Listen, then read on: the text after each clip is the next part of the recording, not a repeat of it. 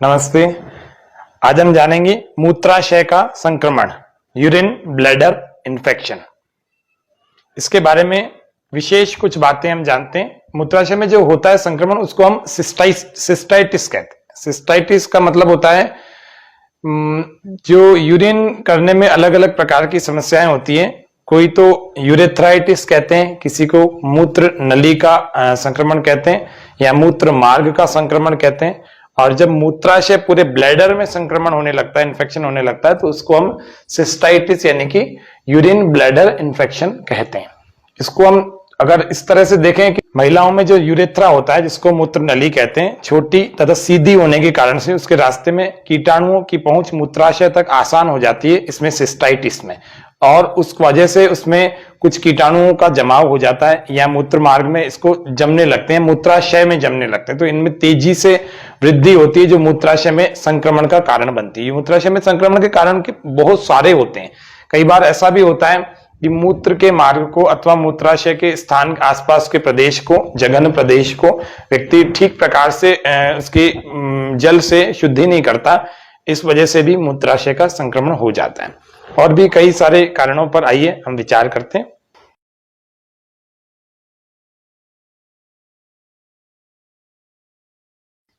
यह रोग जब हो जाता है तो मूत्र का बहाव कम होने लगता है।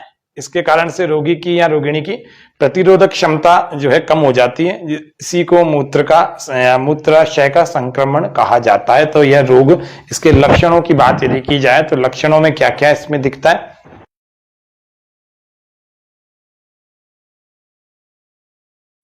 लक्षणों की यदि बात की जाए तो बार बार पेशाब करने की इच्छा होना, यूरिन के लिए बार बार हाजत लगना, उसको पहला लक्षण। दूसरा, पेशाब करते समय दर्द का अनुभव होना।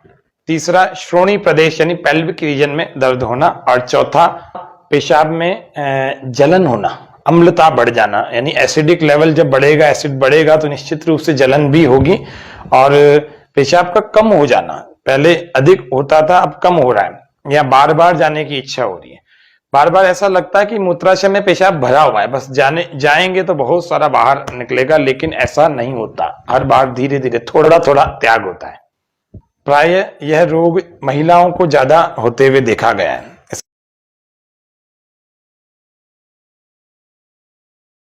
इसके कारणों पर यदि विचार करें तो गर्भाशय का कुछ आगे खिसक जाना, यह भी यूरिन ब्लैडर इन्फेक्शन का एक कारण बनता है। ब्लड में शर्करा की मात्रा या शरीर में शर्करा की यानी शुगर की मात्रा का बढ़ जाना, यह एक कारण बनता है। पित्त बढ़ जाना, बाइल जो एक्सेस हो जाता है, वात पित्त कफ हम सब जानते हैं, 3 त्रिदोष होते हैं। तो इन दोषों में पित्त का जब शरीर में बढ़ जाता है तब भी यह समस्या आने की संभावना बनी रहती है और बन जाती है। गर्भाशय के मुख का यदि संक्रमण हो जाता है तो निश्चित रूप से यह समस्या देखी जाती है। पानी जो व्यक्ति कम सेवन करता है, जो महिलाएं पानी प्राय कम सेवन करती है, घर के काम में इतना अधिक व्यस्त हो जाती है, इतना उलझ जाती है, तो पानी को पीने की आदत को टालते रहते हैं। तो इन अधारणीय वेगों में को जब भी हम बार बार धारण करते हैं, अर्थात प्यास को बार बार हम टालते रहते हैं, तो निश्चित रूप से पेशाब का संक्रमण या मूत्राशय का संक्रमण होने की पूर्ण संभावना बनी रहती है। गर्भ धारण में भी, यानी कि प्रेगनेंसी के दौरान भी इस प्रकार का एक कॉम्प्लिकेशन देखा गया है। साफ सफाई का जो व्यक्ति ध्यान नहीं रखता है, जो महिलाएं साफ सफाई का ध्यान नहीं रखती, वह भी इस रोग से ग्रस्त हो जाती है। गर्भाशय में प्रदाह अर्थात जलन होना, गर्भाशय में जिसको जलन होती है उसका इफेक्ट मूत्र के मार्ग पर या मूत्राशय पर, यानी कि यूरिन ब्लैडर्स पर भी पड़ता है। यह तो कारण हो गए।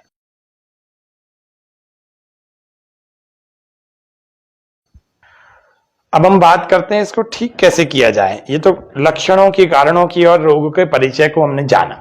इनको ठीक करने के लिए हमारा कार्यक्रम योग व स्वास्थ्य, अर्थात हम योग से किस प्रकार से उपाय ठीक प्रकार से हो जाएं वह हम जाने।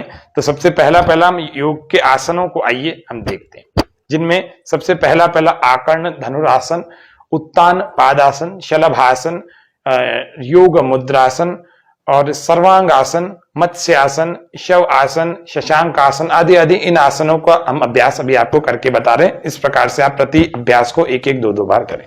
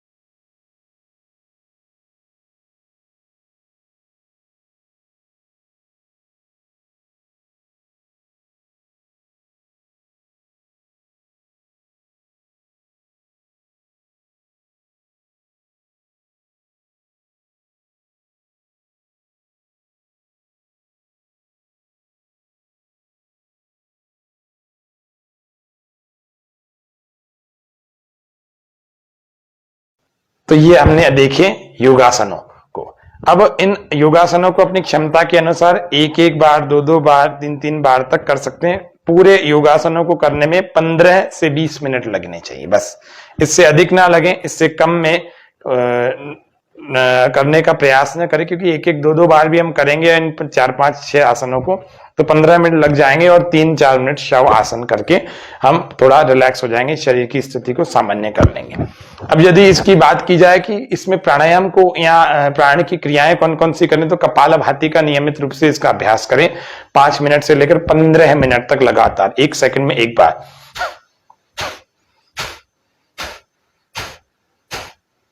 नासिका के दोनों छिद्रों से वायु को वेग पूर्वक 1-1 सेकंड में एक बार बाहर छोड़ते चले जाएं। आंखें बंद और बिल्कुल धीरे धीरे आरामदायक स्थिति में करें, और इस वरुण मुद्रा को लगाकर करें। यह वरुण मुद्रा जरूर लगाएं। कौन सी वरुण मुद्रा?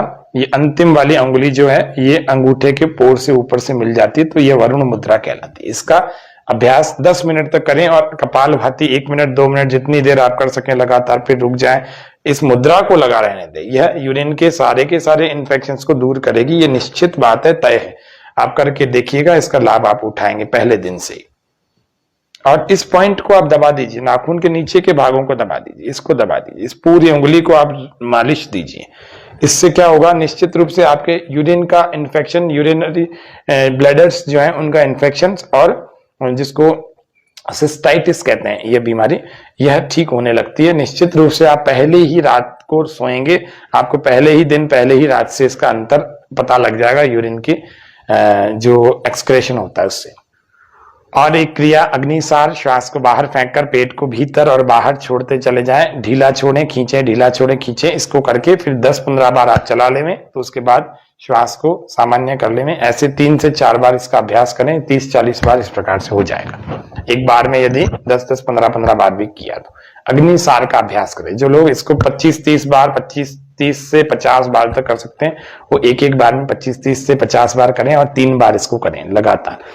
और वज्रौली मुद्रा का अभ्यास नियमित रूप से करें। वज्रौली मुद्रा में क्या होगा, श्वास को बाहर फेंकेंगे और धीरे धीरे मूत्र वाहिनी नाड़ियों को भीतर की तरफ खींचें और थोड़ी देर रोकें, रोक करके रखें, और फिर धीरे धीरे ढीला छोड़ दें, श्वास भी भर लेंगे। ऐसे यदि वज्रौली मुद्रा दिन में 5 से 7 बार कर लेंगे, अर्थात सुबह ही एक ही बार में आप बैठ करके 5-7 बार कर लेंगे, अथवा रात्रि को सोने से पहले करें, अथवा दोपहर में, अथवा शाम को। इसका भोजन करने से कोई लेना देना नहीं, भोजन के 15-20 मिनट बाद भी इसको किया जा सकता है, कभी भी किया जा सकता है।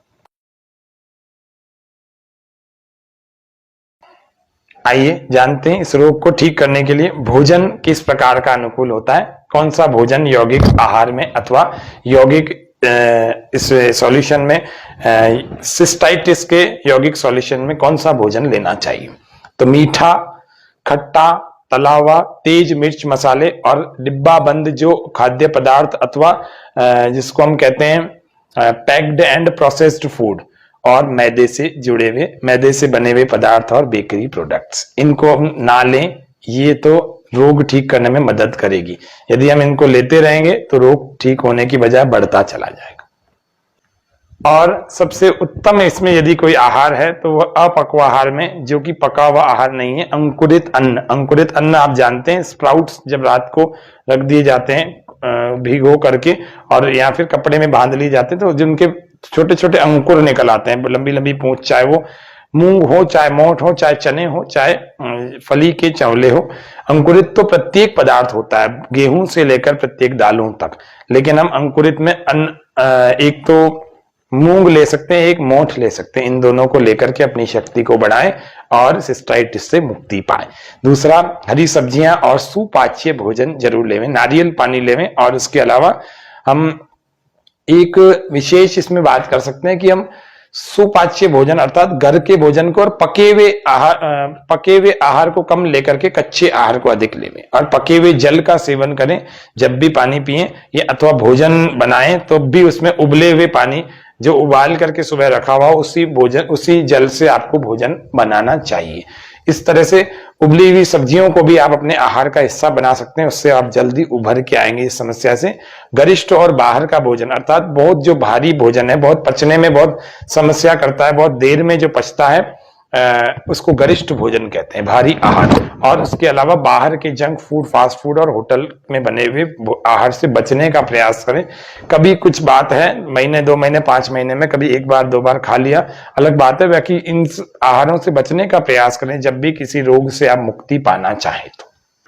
हाँ, नारियल पानी का प्रतिदिन आपको नियमित रूप से 1 नारियल पानी से 3 नारियल पानी प्रतिदिन आप पी सकते हैं और पीने चाहिए। यदि आप अफोर्ड कर पाते हैं नारियल पानी तो आप नारियल पानी को अवश्य पिए।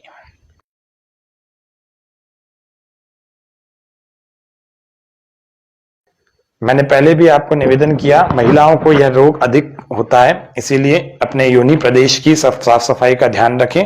उसके अलावा एक एनिमा का पॉट लेकर के उस एनिमा पॉट में पानी भर के उसको फिटकरी से युक्त कर लें, थोड़ा सा फिटकरी चूर के उसमें डाल दें अथवा फिटकरी का पानी घोल कर बनाएं और बनाने के बाद एनिमा पॉट में रख करके उस एनिमा के पाइप को योनि प्रदेश में और वहां के आसपास की सफाई इत्यादि करें, जिससे कि वहां के सारे संक्रमण, जितने भी कीट हैं वो सारे के सारे नष्ट हो जाएंगे, तो संक्रमण की सारी संभावना समाप्त हो जाती। ऐसा 3 से 5 दिन मात्र करें। ऐसे रोगियों को मूत्र को अधिक समय तक मूत्राशय में रोक के नहीं रखना चाहिए, ये हमें ध्यान रखने की बात है। पानी का अधिक सेवन करें, पानी कम सेवन करेंगे तब भी यह समस्या बढ़ जाती है। और प्रतिदिन प्रातः काल में 5 से 6 नीम के पत्ते नियमित रूप से खाएं, 7 दिन से लेकर के 21 दिनों तक।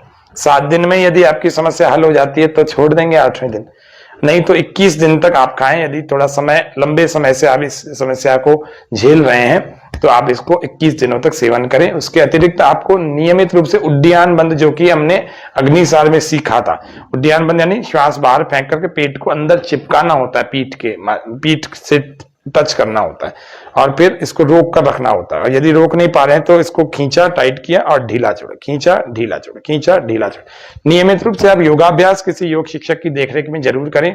जो वो क्रियाएं इससे संबंधित, समस्या से संबंधित आपको कराएं वो करनी चाहिए।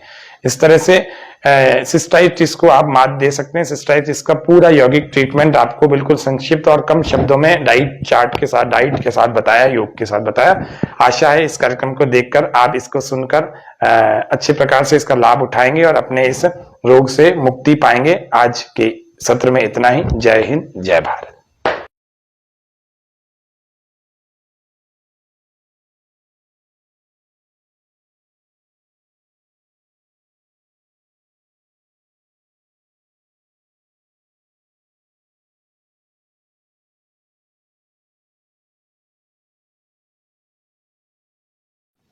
नमस्ते। आज हम जानेंगे मूत्राशय का संक्रमण, यूरिन ब्लैडर इन्फेक्शन। इसके बारे में विशेष कुछ बातें हम जानते हैं। मूत्राशय में जो होता है संक्रमण उसको हम सिस्टाइटिस कहते हैं। सिस्टाइटिस का मतलब होता है जो यूरिन करने में अलग अलग प्रकार की समस्याएं होती है। कोई तो यूरेथ्राइटिस कहते हैं, किसी को मूत्र नली का संक्रमण कहते हैं या मूत्र मार्ग का संक्रमण कहते हैं।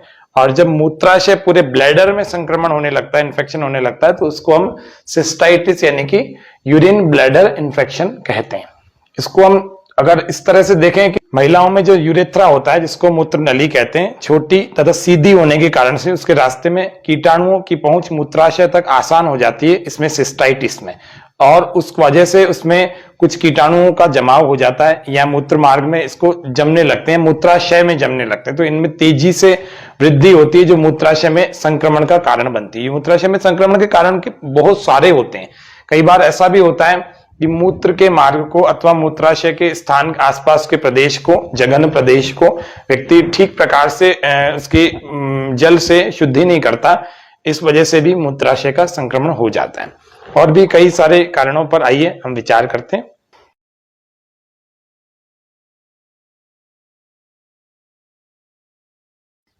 यह रोग जब हो जाता है तो मूत्र का बहाव कम होने लगता है।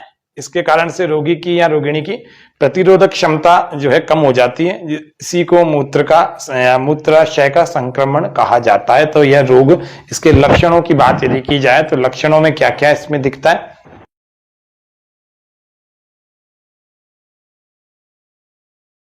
लक्षणों की यदि बात की जाए तो बार बार पेशाब करने की इच्छा होना, यूरिन के लिए बार बार हाजत लगना, उसको पहला लक्षण। दूसरा, पेशाब करते समय दर्द का अनुभव होना।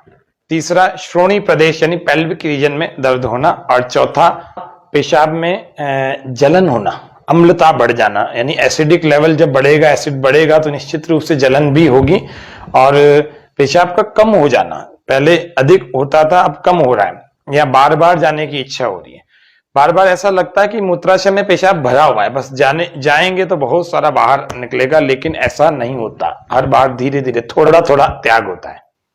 प्राय यह रोग महिलाओं को ज्यादा होते हुए देखा गया है।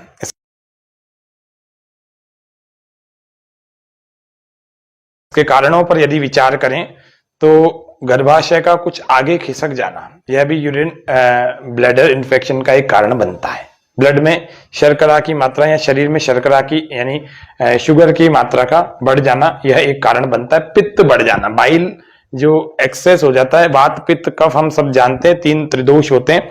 तो इन दोषों में पित्त का जब शरीर में बढ़ जाता है तब भी यह समस्या आने की संभावना बनी रहती है और बन जाती है। गर्भाशय के मुख का यदि संक्रमण हो जाता है तो निश्चित रूप से यह समस्या देखी जाती है। पानी जो व्यक्ति कम सेवन करता है, जो महिलाएं पानी प्राय कम सेवन करती है, घर के काम में इतना अधिक व्यस्त हो जाती है, इतना उलझ जाती है, तो पानी को पीने की आदत को टालते रहते हैं। तो इन अधारणीय वेगों में को जब भी हम बार बार धारण करते हैं, अर्थात प्यास को बार बार हम टालते रहते हैं, तो निश्चित रूप से पेशाब का संक्रमण या मूत्राशय का संक्रमण होने की पूर्ण संभावना बनी रहती है। गर्भ धारण में भी, यानी कि प्रेगनेंसी के दौरान भी इस प्रकार का एक कॉम्प्लिकेशन देखा गया है। साफ सफाई का जो व्यक्ति ध्यान नहीं रखता है, जो महिलाएं साफ सफाई का ध्यान नहीं रखती, वह भी इस रोग से ग्रस्त हो जाती है। गर्भाशय में प्रदाह अर्थात जलन होना, गर्भाशय में जिसको जलन होती है उसका इफेक्ट मूत्र के मार्ग पर या मूत्राशय पर, यानी कि यूरिन ब्लैडर्स पर भी पड़ता है। यह तो कारण हो गए।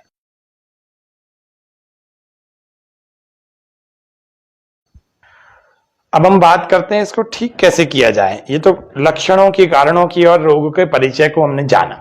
इनको ठीक करने के लिए हमारा कार्यक्रम योग व स्वास्थ्य, अर्थात हम योग से किस प्रकार से उपाय ठीक प्रकार से हो जाएं वह हम जाने। तो सबसे पहला हम योग के आसनों को आइए हम देखते हैं, जिनमें सबसे पहला आकर्ण धनुरासन, उत्तान पादासन, शलभासन, योग मुद्रासन और सर्वांग आसन, मत्स्य आसन, शव आसन, शशांक आसन आदि आदि, इन आसनों का हम अभ्यास अभी आपको करके बता रहे हैं। इस प्रकार से आप प्रति अभ्यास को 1-1, 2-2 बार करें।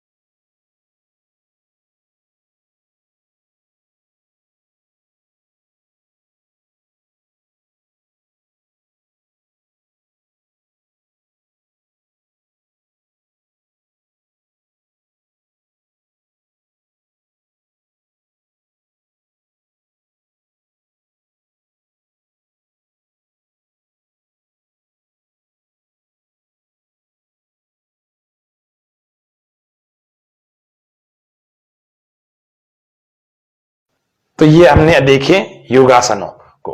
अब इन योगासनों को अपनी क्षमता के अनुसार एक एक बार, दो दो बार, तीन तीन बार तक कर सकते हैं। पूरे योगासनों को करने में 15 से 20 मिनट लगने चाहिए, बस इससे अधिक ना लगे, इससे कम में करने का प्रयास न करें, क्योंकि एक एक दो दो बार भी हम करेंगे इन 4 5 6 आसनों को तो 15 मिनट लग जाएंगे, और 3-4 मिनट शव आसन करके हम थोड़ा रिलैक्स हो जाएंगे, शरीर की स्थिति को सामान्य कर लेंगे। अब यदि इसकी बात की जाए कि इसमें प्राणायाम को या प्राण की क्रियाएं कौन कौन सी करें, तो कपालभाति का नियमित रूप से इसका अभ्यास करें 5 मिनट से लेकर 15 मिनट तक लगातार, 1 सेकंड में एक बार।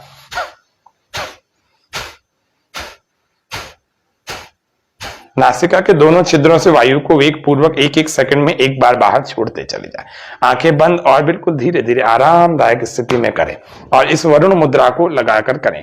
यह वरुण मुद्रा जरूर लगाएं। कौन सी वरुण मुद्रा? ये अंतिम वाली अंगुली जो है ये अंगूठे के पोर से ऊपर से मिल जाती है, तो यह वरुण मुद्रा कहलाती है। इसका अभ्यास 10 मिनट तक करें, और कपालभाति 1 मिनट 2 मिनट जितनी देर आप कर सकें लगातार, फिर रुक जाएं। इस मुद्रा को लगा रहने दें। यह यूरिन के सारे इन्फेक्शंस को दूर करेगी, ये निश्चित बात है, तय है। आप करके देखिएगा, इसका लाभ आप उठाएंगे पहले दिन से ही। और इस पॉइंट को आप दबा दीजिए, नाखून के नीचे के भागों को दबा दीजिए, इसको दबा दीजिए, इस पूरी उंगली को आप मालिश दीजिए। इससे क्या होगा, निश्चित रूप से आपके यूरिन का इन्फेक्शन, यूरिनरी ब्लैडर्स जो है उनका इन्फेक्शन, और जिसको सिस्टाइटिस कहते हैं यह बीमारी, यह ठीक होने लगती है। निश्चित रूप से आप पहले ही रात को सोएंगे, आपको पहले ही दिन, पहले ही रात से इसका अंतर पता लग जाएगा, यूरिन की जो एक्सक्रेशन होता है उससे। और एक क्रिया अग्निसार, श्वास को बाहर फेंककर पेट को भीतर और बाहर छोड़ते चले जाएं। ढीला छोड़ें खींचें, ढीला छोड़ें खींचें। इसको करके फिर 10-15 बार आप चला लें, तो उसके बाद श्वास को सामान्य कर लें। ऐसे 3 से 4 बार इसका अभ्यास करें, 30-40 बार इस प्रकार से हो जाएगा। एक बार में यदि 10-10, 15-15 बार भी किया तो अग्निसार का अभ्यास करें। जो लोग इसको 25-30 बार, 25-30 से 50 बार तक कर सकते हैं, वो एक बार में 25-30 से 50 बार करें, और 3 बार इसको करें लगातार। और वज्रौली मुद्रा का अभ्यास नियमित रूप से करें। वज्रौली मुद्रा में क्या होगा, श्वास को बाहर फेंकेंगे और धीरे धीरे मूत्र वाहिनी नाड़ियों को भीतर की तरफ खींचें, और थोड़ी देर रोकें, रोक करके रखें, और फिर धीरे धीरे ढीला छोड़ दें, श्वास भी भर लेंगे।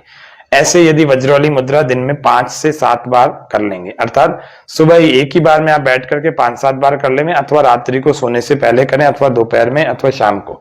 इसका भोजन करने से कोई लेना देना नहीं, भोजन के 15-20 मिनट बाद भी इसको किया जा सकता है, कभी भी किया जा सकता है। आइए जानते हैं इस रोग को ठीक करने के लिए भोजन किस प्रकार का अनुकूल होता है। कौन सा भोजन यौगिक आहार में अथवा यौगिक इस सॉल्यूशन में, सिस्टाइटिस के यौगिक सॉल्यूशन में कौन सा भोजन लेना चाहिए।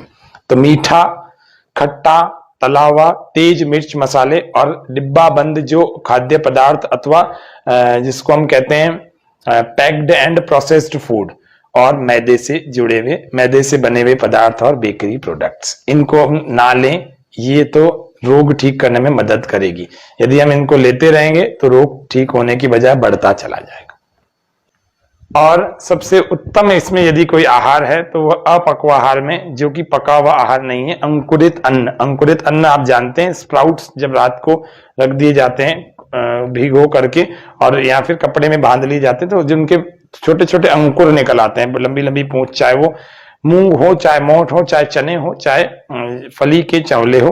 अंकुरित तो प्रत्येक पदार्थ होता है, गेहूं से लेकर प्रत्येक दालों तक, लेकिन हम अंकुरित में एक तो मूंग ले सकते हैं, एक मोठ ले सकते हैं। इन दोनों को लेकर के अपनी शक्ति को बढ़ाएं और सिस्टाइटिस से मुक्ति पाएं। दूसरा, हरी सब्जियां और सुपाच्य भोजन जरूर लेवें, नारियल पानी लेवें। और इसके अलावा हम एक विशेष इसमें बात कर सकते हैं कि हम सुपाच्य भोजन अर्थात घर के भोजन को और पके हुए आहार को कम लेकर के कच्चे आहार को अधिक लेवें, और पके हुए जल का सेवन करें जब भी पानी पिएं, या अथवा भोजन बनाएं तो भी उसमें उबले हुए पानी जो उबाल करके सुबह रखा हुआ उसी जल से आपको भोजन बनाना चाहिए।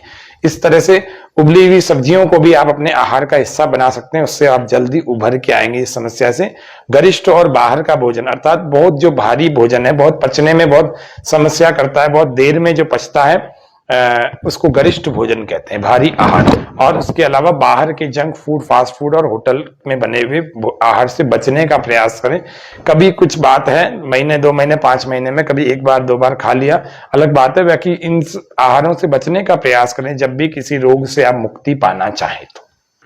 हाँ, नारियल पानी का प्रतिदिन आपको नियमित रूप से 1 नारियल पानी से 3 नारियल पानी प्रतिदिन आप पी सकते हैं और पीने चाहिए। यदि आप अफोर्ड कर पाते हैं नारियल पानी तो आप नारियल पानी को अवश्य पिए।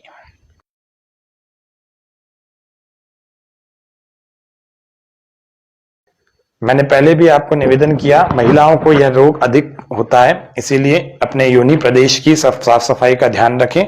उसके अलावा एक एनिमा का पॉट लेकर के उस एनिमा पॉट में पानी भर के उसको फिटकरी से युक्त कर ले, थोड़ा सा फिटकरी चूर के उसमें डाल दें अथवा फिटकरी का पानी घोल कर बनाए और बनाने के बाद एनिमा पॉट में रख करके उस एनिमा के पाइप को योनि प्रदेश में और वहां के आसपास की सफाई इत्यादि करें, जिससे कि वहां के सारे संक्रमण, जितने भी कीट हैं वो सारे के सारे नष्ट हो जाएंगे, तो संक्रमण की सारी संभावना समाप्त हो जाती। ऐसा 3 से 5 दिन मात्र करें। ऐसे रोगियों को मूत्र को अधिक समय तक मूत्राशय में रोक के नहीं रखना चाहिए, ये हमें ध्यान रखने की बात है। पानी का अधिक सेवन करें, पानी कम सेवन करेंगे तब भी यह समस्या बढ़ जाती है। और प्रतिदिन प्रातः काल में 5 से 6 नीम के पत्ते नियमित रूप से खाएं, 7 दिन से लेकर के 21 दिनों तक। 7 दिन में यदि आपकी समस्या हल हो जाती है तो छोड़ देंगे 8वें दिन, नहीं तो 21 दिन तक आप खाएं। यदि थोड़ा समय, लंबे समय से आप इस समस्या को झेल रहे हैं तो आप इसको 21 दिनों तक सेवन करें। उसके अतिरिक्त आपको नियमित रूप से उद्यान बंद, जो कि हमने अग्निसार में सीखा था, उद्यान बंद यानी श्वास बाहर फेंक करके पेट को अंदर चिपकाना होता है, पीठ से टच करना होता है और फिर इसको रोक कर रखना होता है। और यदि रोक नहीं पा रहे हैं तो इसको खींचा, टाइट किया और ढीला छोड़ा, खींचा ढीला छोड़ा, खींचा ढीला छोड़ा। नियमित रूप से आप योगाभ्यास किसी योग शिक्षक की देखरेख में जरूर करें। जो वो क्रियाएं इससे संबंधित, समस्या से संबंधित आपको कराएं वो करनी चाहिए। इस तरह से सिस्टाइटिस को आप मात दे सकते हैं। सिस्टाइटिस का पूरा यौगिक ट्रीटमेंट आपको बिल्कुल संक्षिप्त और कम शब्दों में डाइट के साथ बताया, योग के साथ बताया। आशा है इस कार्यक्रम को देखकर आप इसको सुनकर अच्छे प्रकार से इसका लाभ उठाएंगे और अपने इस रोग से मुक्ति पाएंगे। आज के सत्र में इतना ही। जय हिंद, जय भारत।